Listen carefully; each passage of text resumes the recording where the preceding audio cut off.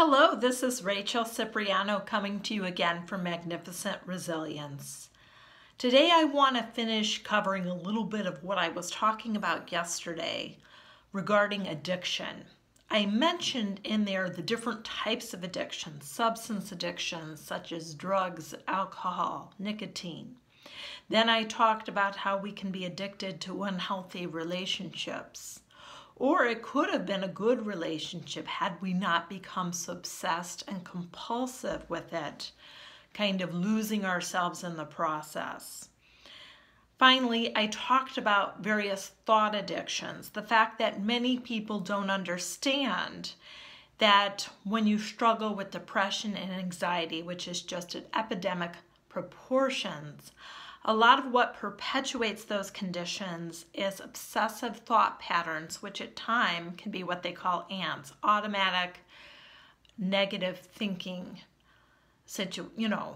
that sort of thing, that we can be addicted to just pessimism and negativity. The reason I wanted to revisit this topic, because I thought about it right after I made the video, is for people to understand that the reason, not always, but for most people, the reason they turn to alcohol and drugs and nicotine and, various substances, food addiction, that sort of thing, is they're trying to deal with stress. They're trying to deal with the depression, the anxiety that is just pervasive in our culture. Now, what we know is that a lot of what stress is, it's not simply about the objective situation. It's our perspective on the situation. If you go to my website, I have a quote on there from Zig Ziglar that it's not about what happens to us, it's about how we handle what happens to us. And that makes all the difference in the world in our resilience. And I know of which I speak because, trust me, in my life, many, many things happened to me. I was the daughter of a combat veteran who struggled with undiagnosed PTSD and alcoholism. I was at 9 years old when my parents divorced. My mother decided to stay with a second husband who had been, quite honestly, had threatened my life and hers. I've watched every single one of my family members of origin pass away. I've been to 4 funerals, on and on and on, so on and so forth. So I know of which I speak, that we really got to manage the big things, the small things that happen to us.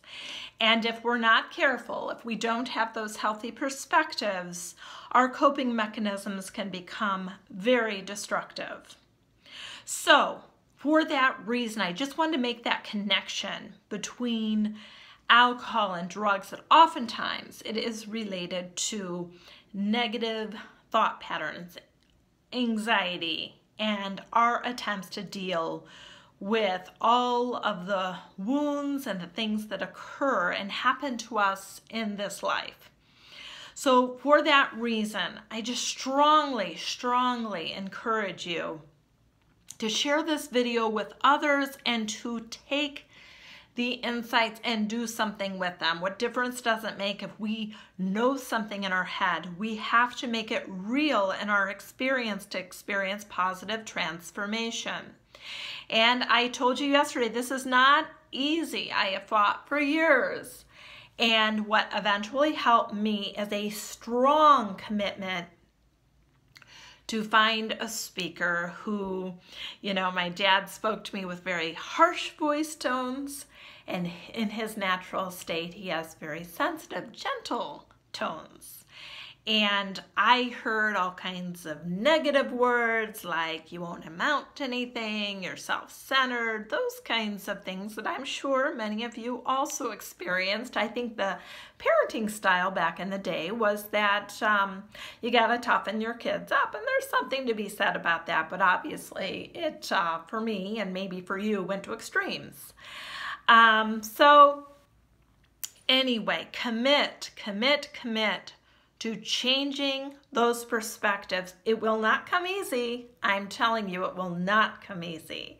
That's why I listen to the speaker I mentioned over and over and over again, because I'm changing those neural pathways. I'm transforming the subconscious and what just comes out of me. Recently, when, for example, I dealt with a situation that was quite unjust, in the past, it would have been very triggering of all the injustice that occurred, that some of the things I mentioned. But guess what? It didn't happen that way because there's new neural pathways. And what came to me when it happened is, this is okay. When one door shuts, another door is going to open. And sure enough, that's exactly what happened. We get what we expect. We get what we think about. So please take this into consideration, share it. If you know somebody dealing with an addiction or depression, anxiety, stress, it is so pervasive. Please provide this information. It can really be the difference between life and death, sadly. One of my children's peers just took their own life a couple of days ago, and this was a child, from what I understand, who was being abused, and as a result acted out a lot of rage with his peers, and so he didn't have a lot of support in that arena, unfortunately. So just understand, depression takes many, many, many lives, and if we don't get anxiety under control, it's a surefire recipe for depression. Again, Rachel Cipriano with Magnificent Resilience. Please like and share. And go to my YouTube channel and subscribe. Just type in my name, because I want to get these kinds of videos into your hand. I don't want my life to be about just doing a job or going through my life. No. I intend that every day of my life, I want to impact other people for the positive. And I encourage you to do the same. And you can do that with sharing this video. You can do it with just giving somebody a smile. A smile could make such a difference. So thank you. Again, Rachel Cipriano with Magnificent Resilience. Have a wonderful day.